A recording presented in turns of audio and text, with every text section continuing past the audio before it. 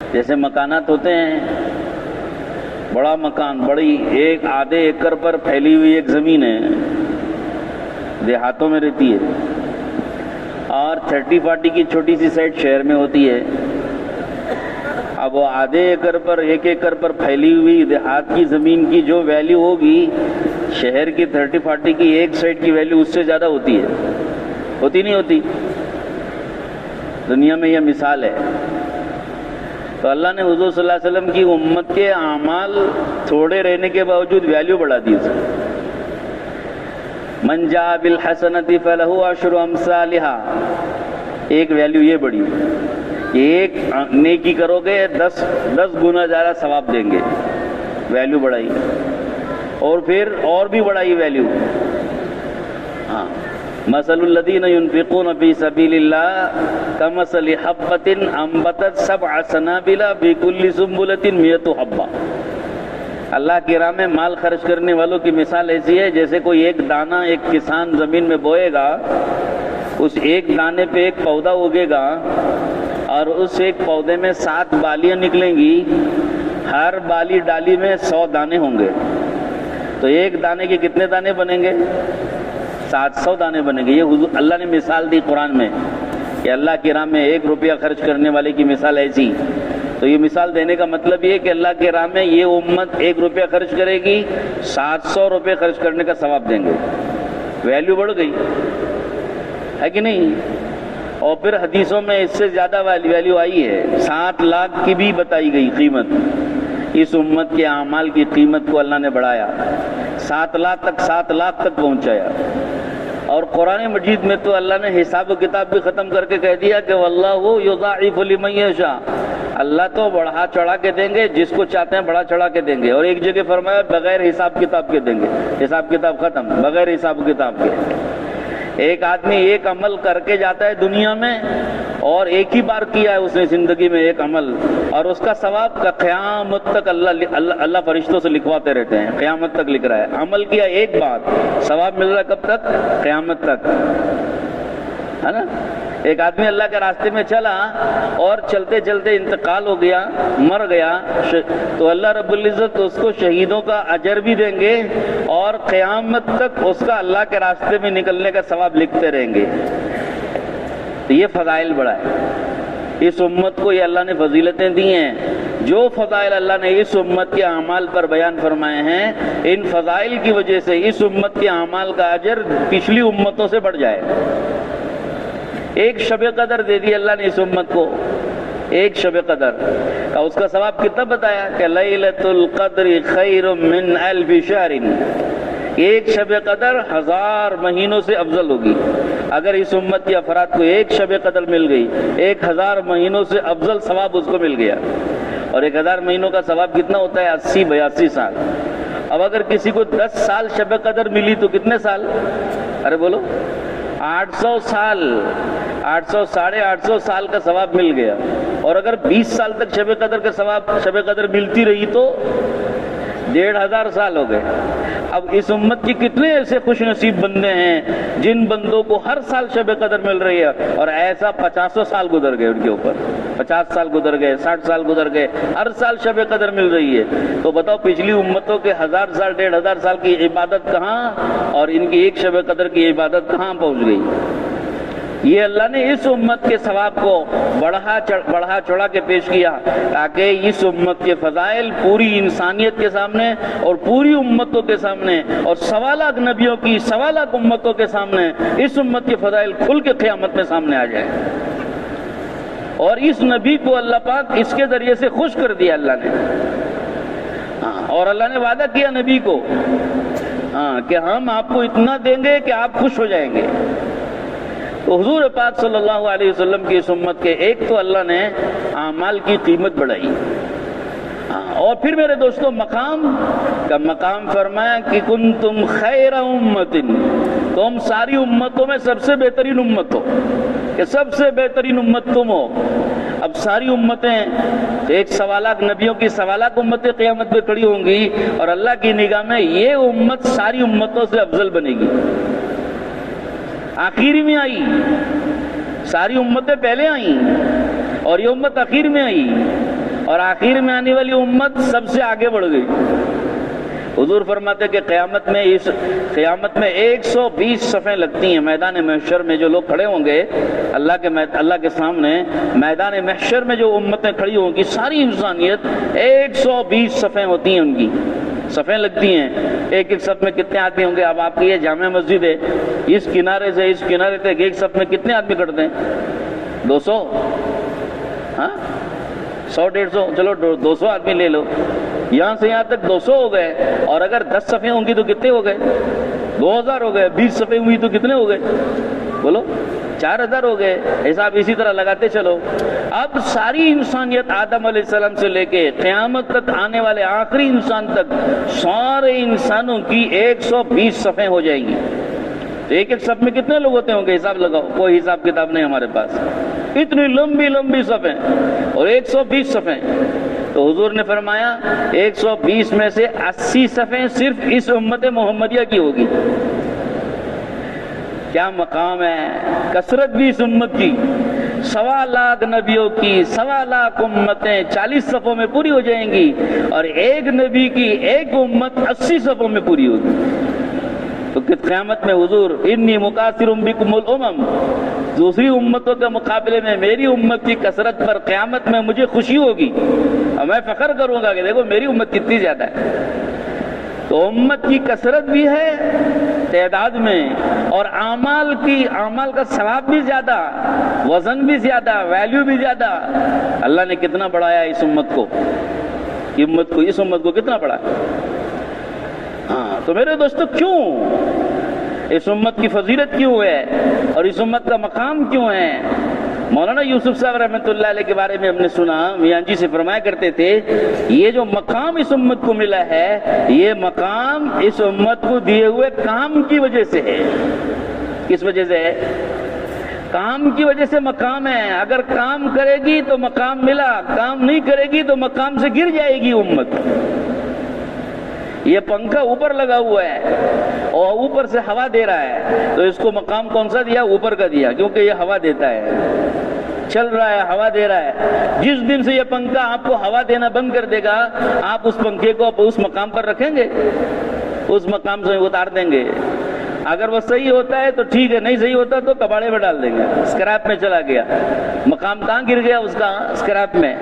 جو پنکھا آپ کی دیوار کی زینت تھا اور چھت کی زینت تھا، آج وہ کباڑے میں چلا گیا، اسکریپ میں، کیونکہ کام کرنا بند کر دیا۔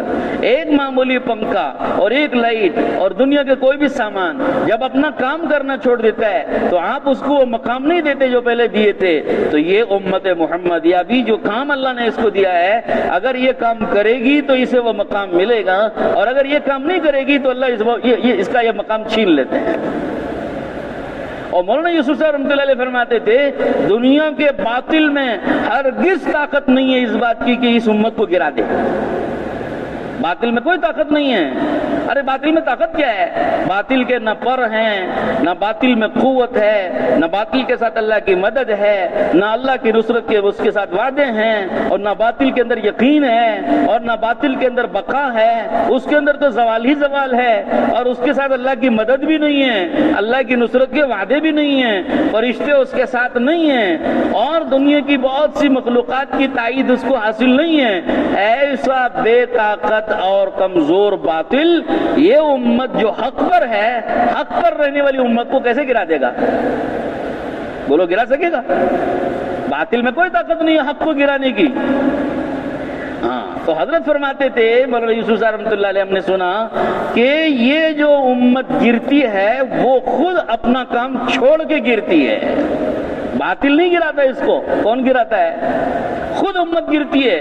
جب یہ امت اپنا کام چھوڑے گی تو گرے گی، جب یہ اپنی ذمہ داری چھوڑے گی تو گرے گی، جب یہ اپنی ذمہ داری سے باز آئے گی، سستی کرے گی تو گرے گی۔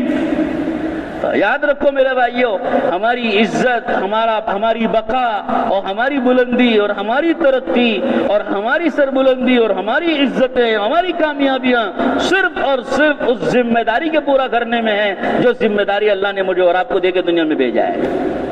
اگر ہم اور آپ اس ذمہ داری کو پورا کرتے ہیں، اخلاص سے کرتے ہیں، اصولوں کے ساتھ کرتے ہیں، مشورے کے تابع ہو کے کرتے ہیں، قربانیوں سے کرتے ہیں، مجاہدے سے کرتے ہیں، اور اپنے کاموں پر دین کے کام کو ترجیح دے کے کرتے ہیں، اور اپنے کاموں کو پیچھے ڈال کے، پسو پیش کر کے، آگے پیچھے کر کے دین کے کاموں کو اور دین کی ذمہ داریوں کو بڑی سمجھ کے کرتے ہیں، اللہ ان ذمہ داریوں کے ادا کرنے کی وجہ سے مقام دیتے ہیں۔ ہاں، تو مقام ذمہ داریوں کے بقدر ہے، کام کے بقدر ہے۔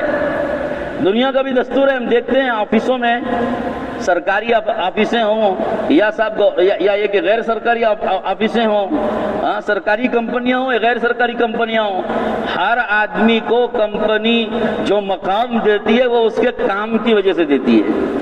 جو آدمی جتنے کام کا ماہر ہوگا اور جتنا کام جانتا ہوگا اس کو اتنا ہی بڑا مقام ملے گا، ہے نا؟ ایک مزدور ہے، صبح سے شام تک 8 گھنٹے نوکری کرتا ہے اور پسینہ بہا کے کرتا ہے، تھک ہار کے کرتا ہے، اور اس کو نوکری کتنی ملتی ہے اور اس کو تنخواہ کتنی ملتی ہے؟ مزدوری 500 روپے ملی، ہے نا؟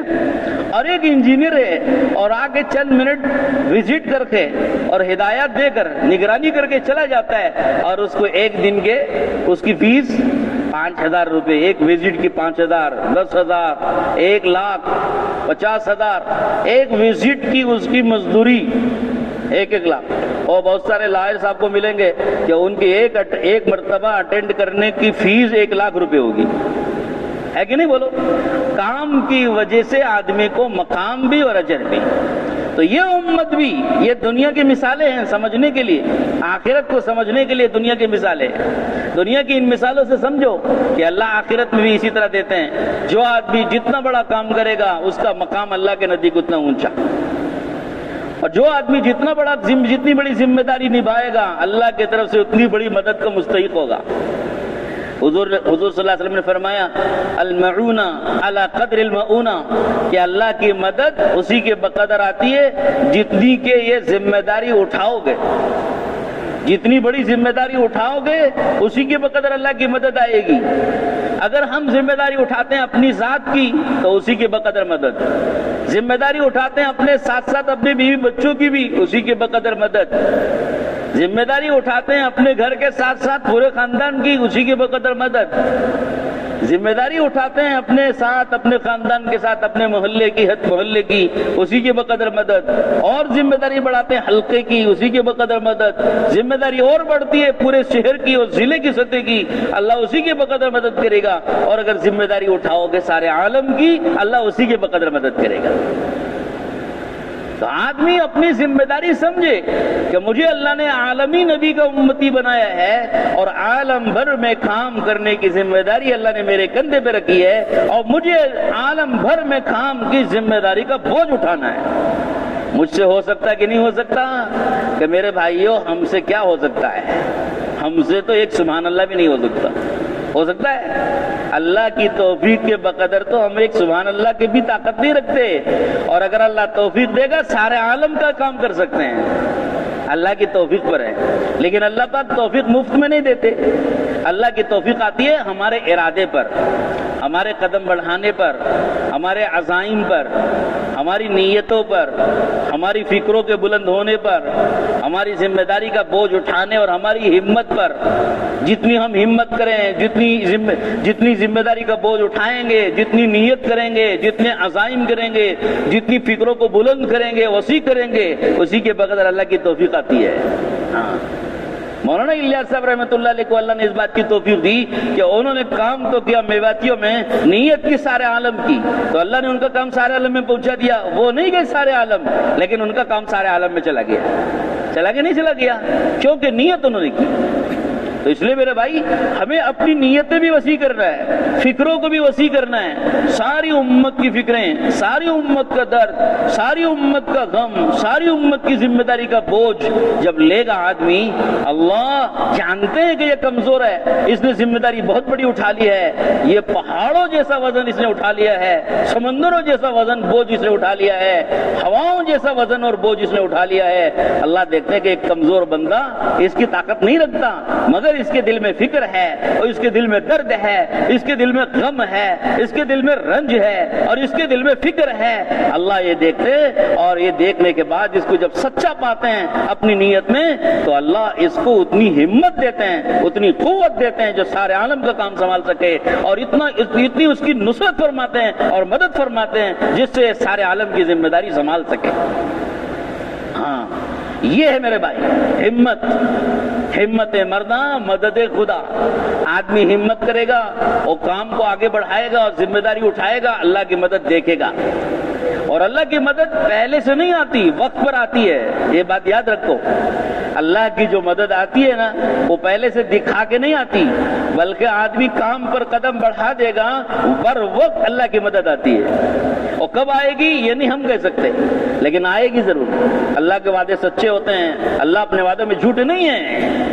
یہ تو دنیا داروں کا مزاج ہوتا ہے کہ وعدے کر جاتے ہیں بھول جاتے ہیں، خوش کرنے کے لیے وعدے کر دیتے ہیں، دینے ہونے کا ارادہ ہوتا نہیں، جیسے سیاستدانوں کا ہوتا ہے۔ دنیا میں بہت ساری حکومت چلانے والے بادشاہوں کا مزاج ہوتا ہے کہ لوگوں کو خوش کرنے کے لیے بہت ساری چیزیں سنا دیتے ہیں، بہت سارے وعدے کر دیتے ہیں، دینا ہونے کا ارادہ ہوتا ہی نہیں، ان کا دینے کا ارادہ ہوتا ہی نہیں ہے، اور اس لیے وہ کبھی دینے کی توفیق ہوتی بھی نہیں۔ جب دینے کا ارادہ نہیں ہے، خوش کرنے کے لیے بولا ہے تو توفیق بھی نہیں ہوتی ہے۔ اللہ ایسے نہیں ہے کہ آپ کو صرف خوش کرنے کے لیے وعدے کر رہے ہوں۔ قرآن میں جتنے وعدے اللہ نے کیے سچے کیے، پورے ضرور کریں گے۔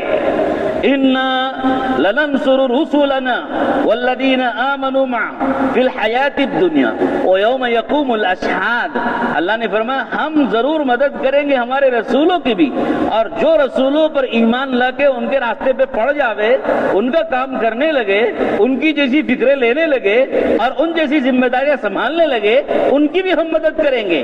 پھر دنیا فی الحیات الدنیا، دنیاوی زندگی میں بھی مدد کریں گے، یہ نہیں کہ صرف آخرت ہی میں کریں گے، یہاں بھی کریں گے۔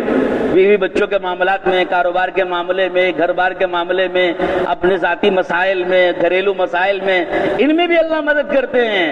اور وہ یوم یقوم الاشہاد، قیامت کے دن بھی جس دن گواہیاں کھڑی ہوں گی اس دن بھی اللہ مدد کرے گا۔ اور اللہ کی ایسی مددیں آتی ہیں آدمی سوچ بھی نہیں سکتا کہ اللہ کی مدد کیسی آتی ہے۔ تو اس لیے میرے بھائی یقین ہمارا مضبوط ہو، اللہ کے وعدوں پر یقین، اور نبی پاک صلی اللہ علیہ وسلم نے جتنے وعدے بیان کیے، جتنے فضائل بیان کیے، اس پر بھی یقین آدمی کا جتنا مضبوط ہوتا ہے، آدمی اپنے یقین کے بقدر چلتا ہے کام میں۔ مولانا یوسف صاحب رحمۃ اللہ علیہ فرماتے تھے آدمی کو اس کا یقین چلاتا ہے۔ کیا چلاتا ہے؟ یقین آدمی کو چلاتا ہے۔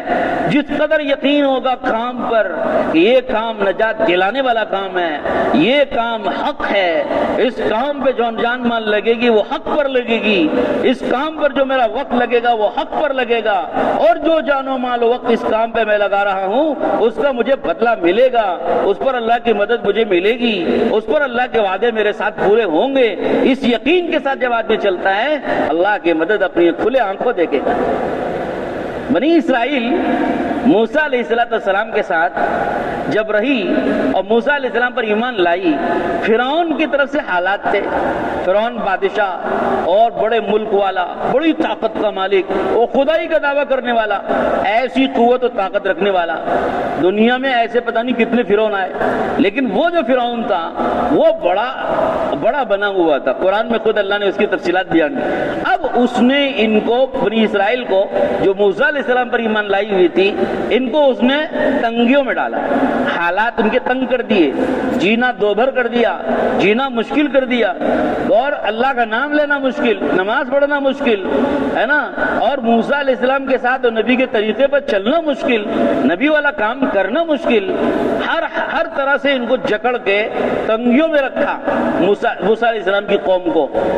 اب اس وقت میں اس نے انہوں نے شکایت بھی کر دی موسیٰ علیہ السلام سے، گئے موسیٰ ہماری کیا مصیبت، آپ کے آنے سے پہلے بھی اس کی وجہ سے ہم پریشانی میں تھے، آپ اللہ کے نبی ہیں، آپ پر ہم ایمان لائے، آپ کے آنے کے بعد بھی اور آپ پر ایمان لانے کے بعد بھی ہمارے حالات ٹھیک نہیں ہوئے، ابھی بھی ہمارے ساتھ وہی حالات ہیں جو پہلے تھے، ہمارے حالات تو ٹھیک ہوئے نہیں۔ جیسے ہم بھی بولتے ہیں نا کیا مول صاحب کہ میں چلے میں نہیں گیا تھا تو بڑے حالات میں تھا، اور چلے میں گیا تو بھی حالات میرے بدلے نہیں، ویسے حالات ہیں۔ 4 مہینے لگانے کے وقت میں تشکیل والے آ کے مجھے بولے تھے تم 4 مہینے اللہ کے راستے میں لگاؤ تمہارے حالات ٹھیک ہو جاتے ہیں. اب میں حالات 4 مہینے لگا کے آ گیا, ایک بار نہیں 2 بار بھی لگایا, پھر بھی میرے حالات ٹھیک ہوئے کہ نہیں. تو موسیٰ علیہ السلام کی قوم بھی ایسے ہی بول رہی تھی کہ اے موسیٰ, آپ کے آنے سے پہلے بھی ہم حالات میں تھے اور آپ کے آنے کے بعد بھی حالات میں ہیں. آپ پر ایمان لانے کی وجہ سے ہمارے حالات ٹھیک ہوئے کہ نہیں, یہ کیا پریشانی ہے؟ تو موسیٰ علیہ السلام نے ان سے فرمایا اتقوا اللہ واصبروا, اللہ سے ڈرتے رہو, صبر کرتے رہو, اور اللہ ضرور حالات بدلے گا. یقین دلاتے رہے. کیوں؟ موسیٰ علیہ السلام کے ساتھ اللہ کی مدد تھی اور ان کو اللہ کی مدد کا یقین تھا. موسیٰ علیہ السلام جانتے تھے اللہ کے نبی کہ اگر یہ دین پر جمے رہے, صبر کرتے رہے, چند دن تنگیوں کو برداشت کیا, چند دن مصیبتوں کو برداشت کیا, چند دن حالات کو برداشت کر لیا, تو آگے کشادگیاں ہیں, نصرتیں ہیں, مددیں ہیں اور فراخیاں ہیں, خوشیاں ہی خوشیاں ہیں. یہ موسیٰ علیہ السلام کو یقین تھا. تو موسیٰ علیہ السلام ان کو یقین دلاتے رہے کہ چند دن صبر کرو, چند دن صبر کرو, اللہ حالات بدلے گا. اور ایسا پورا کیا وعدہ اللہ نے موسیٰ علیہ السلام کے ساتھ, ایسا پورا کیا کہ پوری تخت سلطنت کا تختہ ہی پلٹ کے رکھ دیا اللہ نے. فرعون اور اس کی ساری قوم کو اللہ نے سمندر میں غرق کر کے ڈبو کے سب کو ایک دم ملیا میٹ کر دیا اور پانی میں ڈبو دی. اور پھر فرمایا موسیٰ علیہ السلام سے ان کی قوم سے کہ واپس جاؤ, اب مصر تمہارا ہو گیا. وہاں کا ملک, وہاں کا مال, وہاں کا تخت, وہاں کا تاج, وہاں کی دولت, وہاں کا سب کچھ تمہارے قبضے میں دے دیا ہم نے.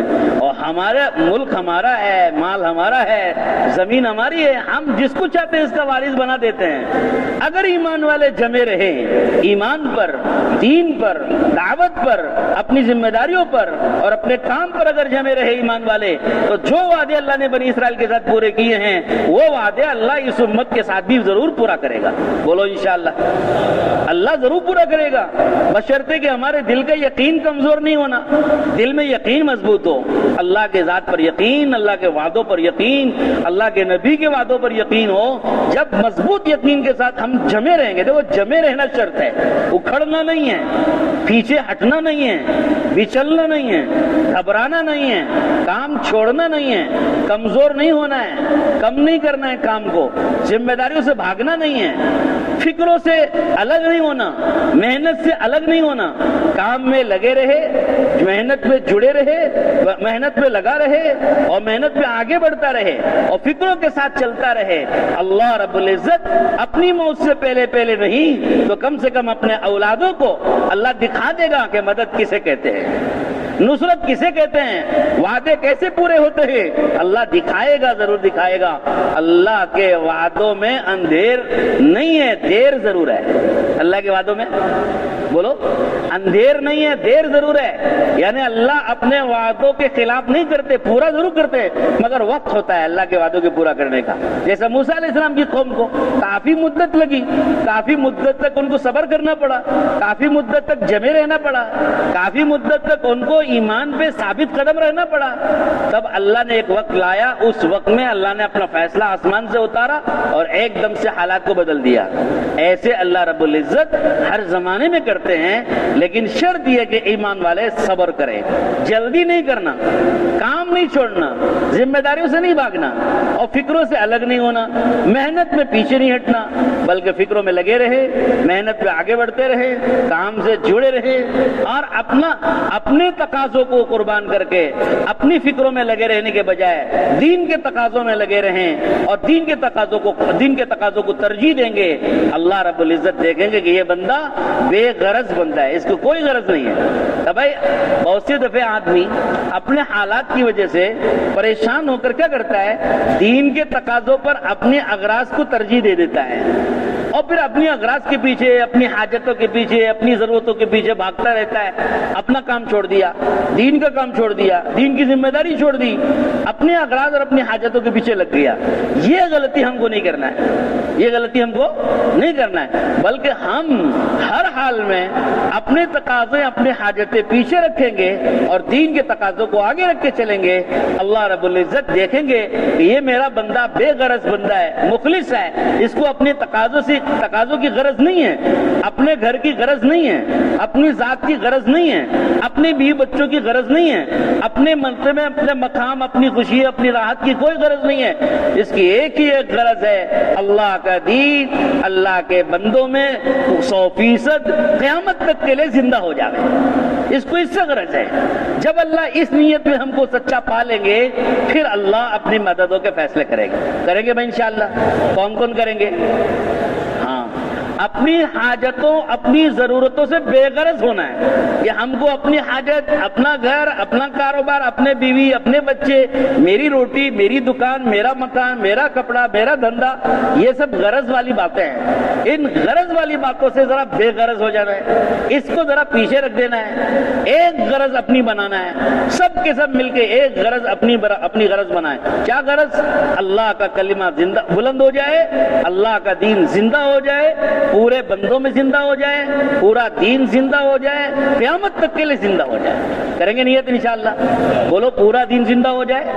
بولو پورا دین زندہ ہو، پوری امت میں زندہ ہو، قیامت تک زندہ ہو جائے. اس کی محنت کے لیے جو تقاضے آئیں گے، ہم اس تقاضوں کے لیے تیار ہوں گے. کون کون تیار؟ ماشاءاللہ ماشاءاللہ، اللہ بہت قبول فرمائے.